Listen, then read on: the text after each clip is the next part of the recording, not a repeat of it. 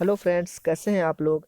आज मैं आप लोगों के साथ डिस्कस करने जा रहा हूँ डिटेल डिस्कशन ऑन बीएसएफ आरओआरएम की सैलरी के बारे में। यानी कि मैं इससे पहले भी आप लोगों के साथ डिस्कस कर चुका हूँ बीएसएफ आरओआरएम की सैलरी, लेकिन आज मैं आप लोगों के साथ डिटेल्ड में डिस्कस करूंगा और हर एक पॉइंट को क्लियर करते हुए चलूंगा कि आखिर क्यों मिलता है और किस लिए मिलता है और कितना मिलता है, हर चीज़, और क्यों हमेशा चेंज होते रहता है। वो हर चीज़ मैं आप लोगों के साथ आज शेयर करूंगा। और जिनका कल री मेडिकल का एग्ज़ाम है उन लोगों को मेरी ओर से शुभकामनाएं। आप लोग को मैं एक चीज़ बता देता हूँ कि आप लोग को डरने की ज़रूरत नहीं है, क्योंकि अगर आप डर जाएंगे ना तो फिर बहुत प्रॉब्लम हो जाती है वहाँ पे फेस करना मेडिकल का एग्ज़ाम। और बिल्कुल कूल माइंडेड होकर के आप जाइएगा और अपना री मेडिकल दीजिएगा। और डरने की ज़रूरत इसलिए नहीं मैं बताया क्योंकि मैं खुद जब डिटेल मेडिकल में गया था तो मैं बहुत ज़्यादा डरा हुआ था, क्योंकि मुझे बहुत सारी प्रॉब्लम मुझे भी थी।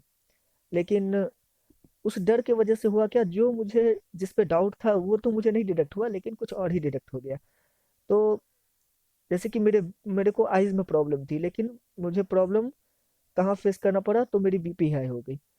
तो मुझे डर था कि मैं आइज में ना चढ़ जाऊं, लेकिन अलग ही एक बन गया कि बीपी हाई हो गया। लेकिन बीपी थोड़ा कम हाई हुआ, इसीलिए मुझे रख लिया, मतलब उन्होंने डिटेल मेडिकल में फिट कर दिया। नहीं तो वो लोग चाहते तो मेडिकल भी लगा सकते थे मेरे को। तो इसीलिए बताता हूँ कि डरने की ज़रूरत नहीं है बिल्कुल भी। कूल माइंडेड होकर जाइए और अपना रीमेडिकल दीजिए। और आज मैं आप लोगों के साथ डिस्कस कर रहा हूँ कि सैलरीज के बारे में। तो आप लोग को पता होगा कि बीएसएफ आरओआरएम की जो सैलरी है वो लेवल 4 के तहत मिल रही है। तो आप लोग जब नेट पर सर्च करोगे कि सेवन्थ पे स्लैब करके, तो आप लोगों के साथ एक पेज आ जाएगा।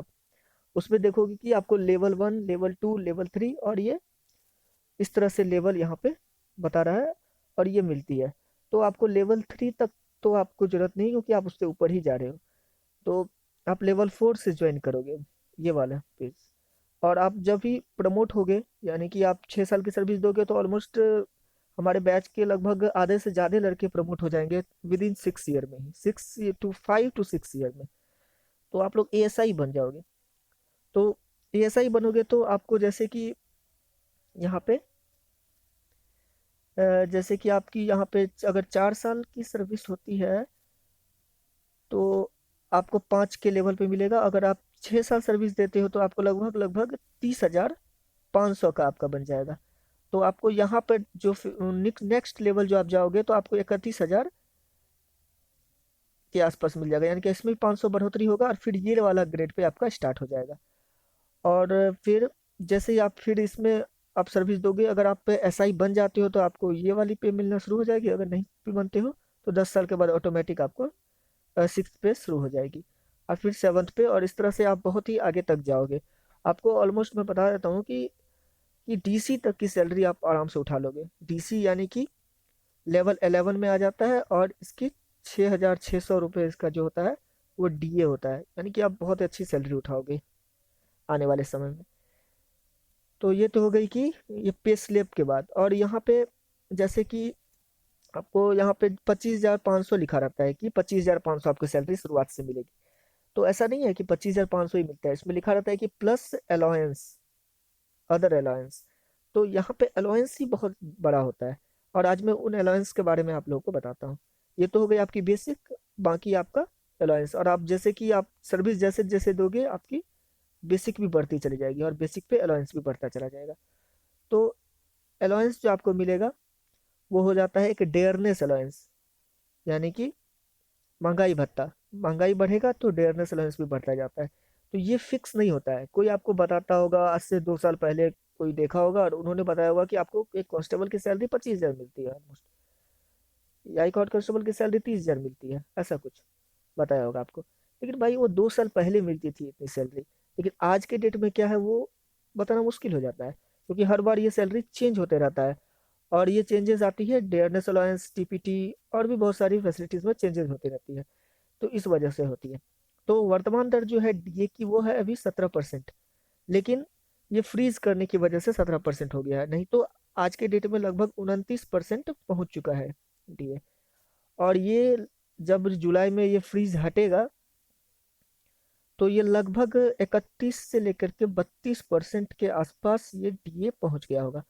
यानी कि जुलाई के बाद जो सैलरी में एकदम से उछाल आएगा वो देखने वाला होगा। यानी कि अगर आप ट्रेनिंग्स भी रहोगे तो तब तक आप 50,000 के आसपास उठा रहे होगे, समझ लीजिए। आपको ग्रॉस पे 50,000 तक आराम से मिल जाएगा। तो जो कि अभी आप अगर ज्वाइन करोगे 17% वाले पे, फिर भी आपको 44K के आसपास मिल जा रहा है ग्रॉस पे। तो ये काफ़ी अच्छा है। आपको बहुत ही 3 महीने के बाद ही आपकी सैलरी में काफ़ी अच्छा उछाल आएगा। और ये तो हो गई अलायंस की बात, इसीलिए बताता हूँ कि अलायंस पे बहुत सारा चीज़ चेंज होते जाता है हमेशा के लिए। और यहाँ पे फिर आपको टीए मिलता है, ट्रांसपोर्टेशन अलायंस, जो कि आपको 1800 मिलता है एक नॉर्मल सिटी में। और एक बड़े सिटी में आप जाओगे तो आपको 3600 मिलेगा। और ये जो आपकी ट्रेनिंग ऑलमोस्ट दिल्ली वगैरह में होगी या फिर बेंगलोर में होगी, तो समझ लीजिए कि आपको 36,000 रुपये मिल रहे हैं आपको टीए के दर पे। और इसमें भी डीए होता है इंक्लूड, तो डीए भी जैसे ही आपका बढ़ेगा तो टीए भी ऑटोमेटिक कुछ ना कुछ तो बढ़ेगा। तो तो इसमें भी बढ़ोतरी आपको देखने को मिल जाएगी कुछ समय बाद। और फिर ये एचआरए आ जाता है। एचआरए जो कि हाउस रेंट अलाउंस होता है। अगर आप वहाँ का क्वार्टर नहीं लेते हो तो आपको एचआरए के रूप में पैसे मिल जाते हैं। तो एचआरए का दर भी जो है अभी 8%, 16% और यहाँ और 24% है, जो कि दिल्ली वगैरह शहर में। लेकिन जैसे ही ये जो डीए है ये फ्रीज हटेगा तो 25% के बाद था कि ये एचआरए का रेट भी बदल जाएगा। तो हर बार सैलरी बदलते रहता है, तो सैलरी कभी भी फिक्स नहीं रहता है। लेकिन अगर आपने जिस सैलरी से ज्वाइन किया उससे बढ़ेगा ही, घटेगा कभी नहीं सैलरी। तो जैसे ये 25% डीए क्रॉस करेगा तो आपका जो हाउस रेंट अलाउंस है वो भी बढ़ जाएगा। यानी कि वो भी आपको 9% स्मॉल सिटी में, बड़े सिटी में हो तो 18%, और जब दिल्ली जैसे मेट्रो सिटी में हो तो 27% आपको मिलेगी। यानी कि आपकी एचआरए में भी इंक्रीमेंट आपको मिल जाएगा वहाँ पे। और फिर आपको रिस्क एंड हार्डशिप अलाउंस मिलता है, जो कि ये फौज में ही ज़्यादातर मिलता है, रिस्क और हार्डशिप का अलाउंस। तो जैसे कि आप बीएसएफ में ज्वाइनिंग करोगे तो आप बॉर्डर एरिया के ही आसपास आपकी पोस्टिंग होगी, चाहे वो कैंपस में हो या फिर बॉर्डर पे हो। तो बॉर्डर एरिया से आप लगभग 60 या 100 किलोमीटर के दायरे में ही रहोगे, तो आपको रिस्क और हार्डशिप के तहत आपको पैसे मिलेंगे। तो वो दर हो सकता है डिफरेंट भी हो, लेकिन एवरेज जो मैं जानता हूँ वो 6,000 रुपये लगभग सभी को मिल जाते हैं बीएसएफ में। और अगर आप नागालैंड वगैरह साइड में हो तो आपको उससे भी ज़्यादा मिलते हैं, जैसे कि 9,300 रुपये तक मिल जाते हैं। और अगर आप जम्मू कश्मीर वगैरह एरियाज में रहते हो तो आपको 17,300 रुपये बन जाते हैं। तो ये काफ़ी ज़्यादा कर देता है सैलरी को। रिस्क एंड हार्डशिप जो कि आर्मी, एयरफोर्स, नेवी या फिर पैरामिलिट्री वगैरह को ये मिलती है फैसिलिटीज़। और बाकी ये सिविलियन जॉब में ये फैसिलिटीज़ नहीं होती है। किसी किसी में होती भी है, जैसे कि आईबी वगैरह हो गया, रॉ, ये सब में हो जाती है। बाकी सिविलियन जॉब में ये फैसिलिटीज़ नहीं होती है। और फिर आपको ड्रेस अलाउंस मिलेगा। ड्रेस अलाउंस ये आपको साल दर साल मिलता है, यानी कि ये आपको 10,000 रुपये मिलते हैं, जुलाई के मंथ में अप्रोक्स मिल जाती है ये। तो ये आपको 10,000 रुपये ड्रेस का मिलेगा। आप चाहे इससे वर्दी सिलाओ, या फिर अगर आपकी वर्दी नहीं है तो आप अपनी नॉर्मल कपड़े ही खरीद लो या फिर बचा लो, ये आप पे डिपेंड करता है फुल्ली। तो ये ड्रेस अलाउंस हो गया। और ये बोनस मिलता है जो कि दिवाली वगैरह में मिलता है, 7,000 रुपये आपको दिवाली के लिए बोनस देता है गवर्नमेंट। तो ये सब तो साल में मिलता है, इसीलिए इसको सैलरी में इंक्लूड नहीं करते हैं, लेकिन फिर भी आपको ये बोनस मिलता है। और फिर आपको कुछ फैसिलिटीज़ मिलती है आपको कुछ, जैसे कि मेडिकल फैसिलिटीज़ में होता है ये कि आप जिस भी हेडक्वार्टर में रह रहे हैं वहाँ पे आपको एक हॉस्पिटल तो होता ही होता है, चाहे वो छोटा हो या बड़ा हो। और डॉक्टर भी होते हैं बीएसएफ के उसमें। तो आप जैसे फ्रंटियर हेडक्वार्टर में जाओगे तो वहाँ पे काफ़ी बड़े बड़े हॉस्पिटल्स होते हैं, जैसे कि आप कदमतला फ्रंटियर चले जाओ तो वहाँ पे इतने बड़े हॉस्पिटल हैं कि किसी भी प्राइवेट हॉस्पिटल को वो टक्कर दे सकते हैं। टक्कर ही नहीं बल्कि बहुत ही अच्छे हैं वहाँ के हॉस्पिटल। वहाँ पे आप अपने ऑपरेशन तक करवा सकते हो, वहाँ पे सिविलियन डॉक्टर खुद आके बैठते हैं और आपको फ्री में आपका सारा इलाज होता है। तो सोच सकते हैं कि कितनी अच्छी फैसिलिटीज़ है। और जालंधर में भी अच्छी फैसिलिटीज़ है। जालंधर में करमतला से थोड़ा कम है, लेकिन वहाँ पे भी अच्छी है। और आप नॉर्मल है जब आप अपने बटालियंस वगैरह में रहोगे तो वहाँ पे भी इतनी अच्छी तो है कि आपका जैसे कि नॉर्मल तबीयत वगैरह ख़राब होता है या फिर नॉर्मल जब आप बीमार पड़ते हो तो आपका वहाँ पे दवा वगैरह सब कुछ मिल जाएगा फ्री में, और इलाज भी फ्री में हो जाएगा आपका। तो मेडिकल फैसिलिटीज़ ठीक है इसमें। और फिर आपको हाउसिंग फैसिलिटीज़ मिलती है। अगर आप जैसे कि एचआरए मिलता है, एचआरए आपको कितना मिलेगा ज़्यादा से ज़्यादा? 2200 स्टार्टिंग में, 2400 या फिर 3000 तक मैक्सिमम आपको मिल जाएगा।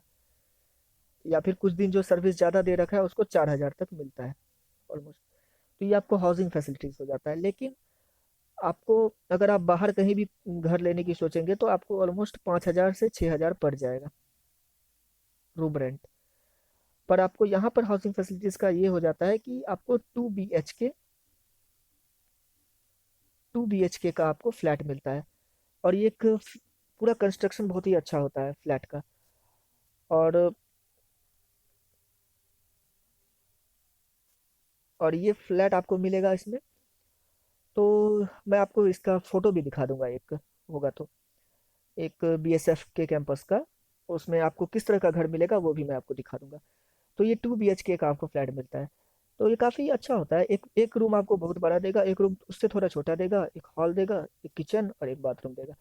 तो काफ़ी अच्छी मतलब मिलती है। और आपको अगर बाहर इतना ही बड़े घर लेते हो तो आपको 5 से 6 हज़ार पड़ेगा। वही आपको ये मिल गया 3000 में, 3 से 4 हज़ार में। अगर आप ज़्यादा सर्विस दे रहे हो तब 4000, आप स्टार्टिंग में हो तो 3000 से भी कम मिलेगा आपको। तो वो डिपेंड कर जाता है। तो काफ़ी सस्ता मिल जाता है आपको हाउसिंग फैसिलिटीज़, और कैंपस में मिलता है जो कि बहुत ही अच्छा वातावरण में आपको मिल जाता है, सब कुछ ऑर्गेनाइज्ड वे में। तो ये काफ़ी अच्छी फैसिलिटीज़ है। और आपको कैंटीन फैसिलिटीज़ मिलती है। कैंटीन में जैसे कि आप अगर बाहर से कोई सामान खरीद रहे हो 100 रुपये में, तो वो आपको कैंटीन में आपको 70 रुपये में मिल जाएंगे। तो ये काफ़ी अच्छा कंसेशन आपको मिल जाता है। अगर वही आर्मी वगैरह में सीएसडी कैंटीन में आपको 50 to 60 का रेट होता है, यानी कि हम लोग से भी थोड़ा कम में मिल जाता है आर्मी वालों को। इसीलिए वहाँ पे कैंटीन का कहा जाता है कि अच्छा फैसिलिटीज़ है। बाकी हमारे में भी ठीक है, 70 में मिल रहा है, क्या दिक्कत है? अगर 500 का सामान ले रहे हैं तो 350 में मिल रहा है, फिर भी क्या प्रॉब्लम है? ठीक है, 350 में मिल रहा है आपको, ऑलमोस्ट हर चीज़ मिल जाएगा उसमें आपको। घर का हर चीज़ मिल जाएगा, यानी कि आप घर की साबुन, शैम्पू, या फिर आप अपना कोई भी मसाला वगैरह लेना है, चावल लेना है, या फिर बहुत सारा चीज़ उसमें मिल जाएगा आपको। कुछ भी बाहर से खरीदने की ज़रूरत मुझे नहीं लगती पड़ेगी आपको। तो काफ़ी अच्छी कैंटीन फैसिलिटीज़ काफ़ी अच्छी है इसमें। और फिर आपको चिल्ड्रन एजुकेशन के लिए मिल जाता है अलाउंस। अगर आपको शुरुआत में नहीं मिलेगा क्योंकि आप शादीशुदा अगर नहीं होंगे तो आपको नहीं मिलेगा। अगर शादीशुदा हैं और अब बच्चे आपको हो गए हैं तो चिल्ड्रन एजुकेशन अलाउंस मिलता है, जो कि आपको 27,000 रुपये पर पर चिल्ड्रन पे मिलता है। और ये 2 चिल्ड्रन तक वैलिड होता है। तो ये भी काफ़ी अच्छा है। और ये मिलता है, आपको क्लेम करेंगे तो आपको मिल जाएगा वापस सारा। और आप अगर आप हॉस्टल में रख रहे हैं अपने बच्चे को तो आपको 5000 तक मिल जाता है हॉस्टल के लिए भी। तो काफ़ी अच्छा है एक बच्चे पे।